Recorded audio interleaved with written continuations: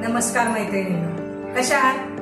रश्मीचा तडका या चॅनलवर तुमचे मनापासून स्वागत। आज मी तुम्हाला गोडा मसाला करून दाखवणार आहे। आपल्या भाज्या सुद्धा सुंदर चटकदार झाल्या पाहिजेत, चविष्ट झाल्या पाहिजेत। त्यासाठी गोडा मसाल्याचं मी 1 किलोचं प्रमाण 1 किलो धणे घेणार आहे। त्यानुसार सर्व प्रमाण अगदी व्यवस्थित सांगणार आहे, ते तुम्ही करून बघा।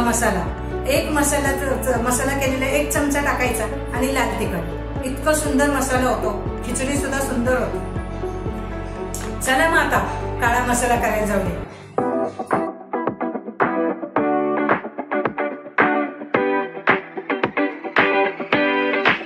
1 किलो मी धणे घेतले, 300 ग्रॅम खोबरं घेतले, जिरे 200 ग्रॅम, पांढरे तीळ 150 ग्रॅम घेतले, तमालपत्र 100 ग्रॅम घेतले, दालचिनी 100 ग्रॅम, बडीशोप 50 ग्रॅम, लवंग 50 ग्रॅम, मिरची 50 ग्रॅम, दगडफूल 25 ग्रॅम, मसाला वेलदोडे 100 ग्रॅम, चक्रफूल 100 ग्रॅम, वेलची मसाल्याची वेलची नाहीये, ती आपली गोडा हिरवी वेलची ती 20 ग्रॅम आणि 1 जायफळ,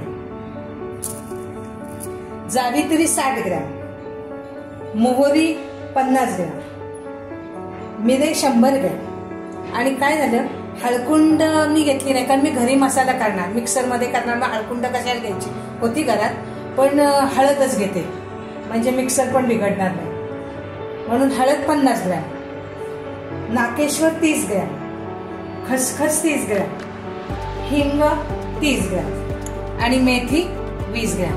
हे अगदी 1 किलोच्या धण्याला परफेक्ट अगदी मसाल्याचं सामान आहे आणि इतका सुंदर होणार आहे मसाला।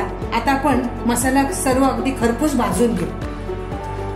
आता आपण तेल न घालता जे साहित्य कोरडं आहे ना ते प्रथम भाजून घेऊ। आपण आता मोहरी पहिली भाजून घेऊ।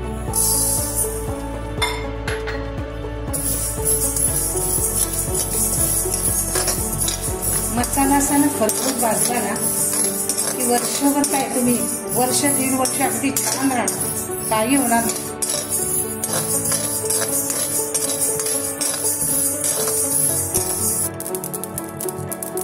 अशी आपली तडतड माझी उडती आहे मोहरी, मस्त मोहरी भाजली, ती आता आपण काढून घेऊ। यात तेल नाही टाकायचं, कोरडंच भाजून घ्यायचं।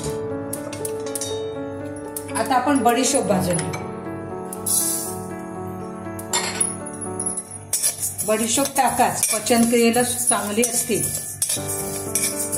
आपले हे मसाले ना औषधी आहेत, सगळे मसाले औषधी आहेत आणि चविष्ट पण आहे। बडीशोप पण आपली खरपूस भाजली, ही मोहरीमध्ये एकत्र काढून घेतली।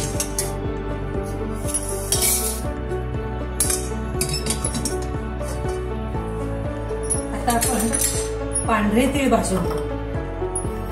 ज्यामध्ये तेल टाकायचं नाही ना त्या वस्तू आपण आधी भाजून घ्यायच्या, म्हणजे मसालाही बारीक होतो। तेल थोडे भाजत आले ना की ही आपली खसखस यातच टाकायची, कारण आपण तीळ आणि खसखस एकत्र करायची नाही, त्यांचं तेल सुटतं, चिकट होतं, बारीक होणार नाही मसाला। हे शेवट जरा बारीक करायचं।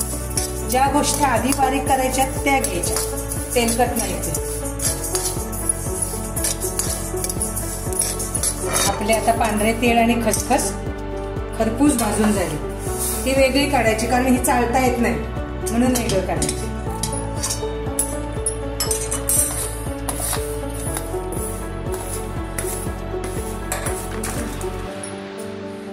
आता आपण जिरे भाजून घेऊ।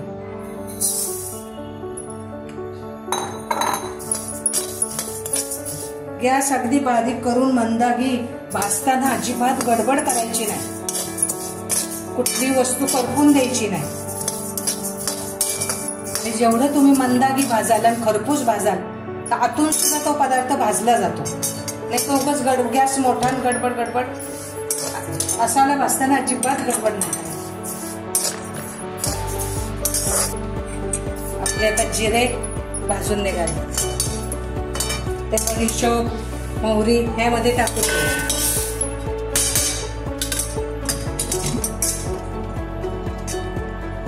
आता काय करायचं, तेल टाकायचं. आता वस्तू सगळे भाजून घ्यायची. आता आपण तेल टाकून पदार्थ भाजून घेऊ छान. जास्तही नाही तेल टाकायचं, नाही तर काय होतं, तेल जास्त झाले ना की वस्तू चाळली जात नाही.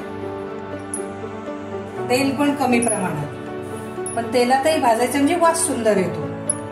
आता आपण दालचिनी भाजून घेऊ.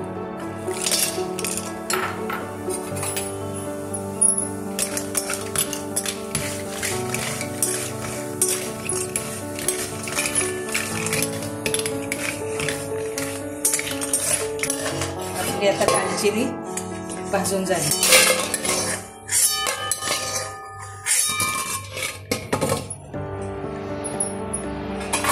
आता आपण लवंग टाकायची, पण लवंग टाकताना ना भाजायचं आणि झाकून ठेवायचं, नाही तो फुलती.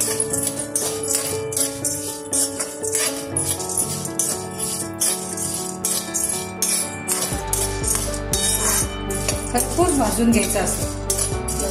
वास पण इतका माझा किचन मध्ये सुटलाय ना, लावून घेते.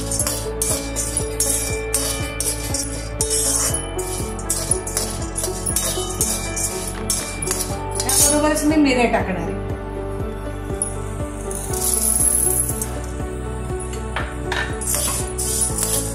त्यातच नागेश्वर टाकणार आहे.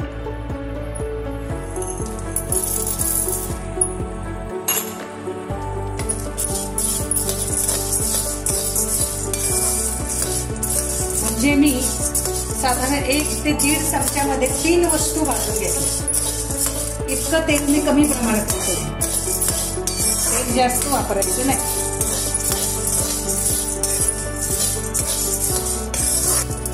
लवंग, मिरे, नागेश्वर छान भाजून झाले आपले. आता हे काढून घेते. आता काय करते मी, तेल थोडं टाकणार आणि ह्यामध्ये हिंग भाजून घेणार आहे. हिंग आता भाजत आला आपला. एक जायफळ घेतले, तेही जरा भाजून घेऊ. सगळं गोष्टी भाजून घ्यायच्या, म्हणजे काय होईल, मसाला खूप दिवस टिकणार. फक्त मसाला घेताना ओला चमचा टाकायचा नाही, काळजी घ्यायची, पाण्यापासून दूर राहायचं. आणि आता हे वस्तू घेतल्यात ना, त्या खलबत्त्यात बारीक करायचे, एकाचे 4-5 तुकडे, आणि मिक्सर आपला बिघडणार नाही. आता हिरवे वेलदोडे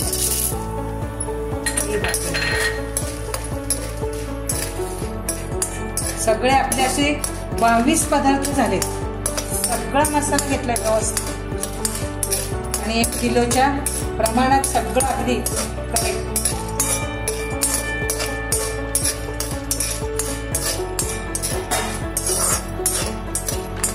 मसाले वेलदोडे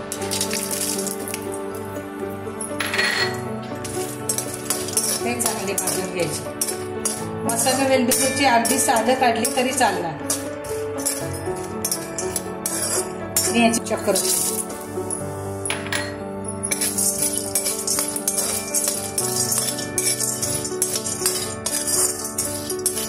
अजून 1 चमचा तेल टाकते. तेल थोडं थोडं टाकायचं. आता ही जावित्री टाकते.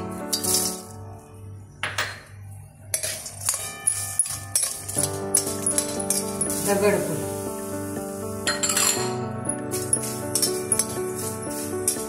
या गोष्टी अगदी गरजेच्या आहेत आणि वास छान येतो. ह्यामध्येच मी मेथी पण टाकते. मेथी जास्त टाकायची नाही, नाही तर कडू होते. थोडीशी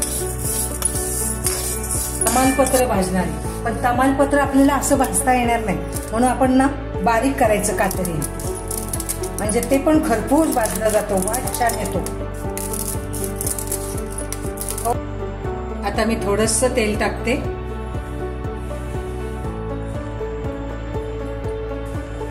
तमालपत्र खरपूस भाजलं जातं. अख्खं तमालपत्र टाकलं ना त्यांनी भाजलं जातं. प्रत्येक वस्तू मी खरपूस भाजून घेतली.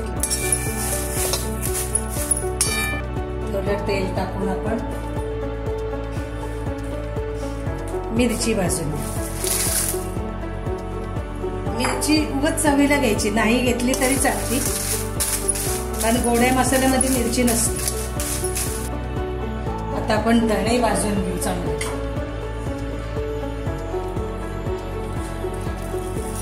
धणे सुद्धा असे खरपूस भाजून घ्यायचे.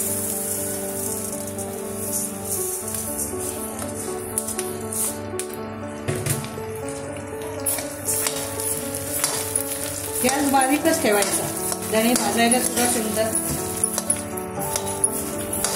असे मी धणे खरपूस भाजून घेतले आणि धण्यामध्ये जी हळद घेतली होती ती पण त्या धण्यामध्ये भाजून घेतली, म्हणजे हळकुंड घ्यायला नको. आता खोबरं भाजू.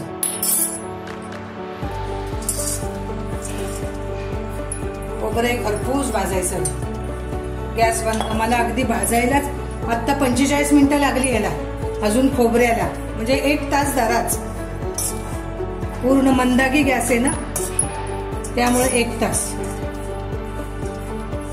मैत्रिणींनो, आता सगळे मसाले आपले भाजून झाले. खोबरं भाजलं, सगळे हे मसाले आणि गार पण केले. आणि आता एक एक आता मिक्सर मधनं काढून चाळणार आणि परत चाळ जो राहिलेला आहे तो परत बारीक करणार. असा मसाला सुंदर करणार. मी आता तुम्हाला मिक्सर मधनं बारीक एक दाखवते आणि बारीक करते.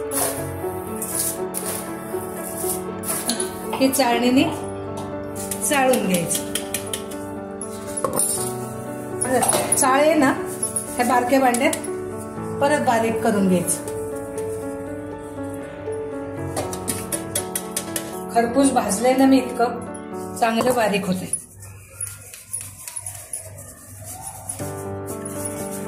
अशा पद्धतीने मी हा सर्व मसाला बारीक वाटून घेते. अशा तऱ्हेने आपला गोडा मसाला तयार झाला. अगदी सुंदर चटकदार, भाज्या सुद्धा सुंदर होणार. अशा प्रकारे केला की प्रमाण पण अगदी योग्य आहे. चांगलं. तुम्हाला आवडल्यास तुम्ही घरी करून बघा आणि मला कमेंट करा. Bye bye.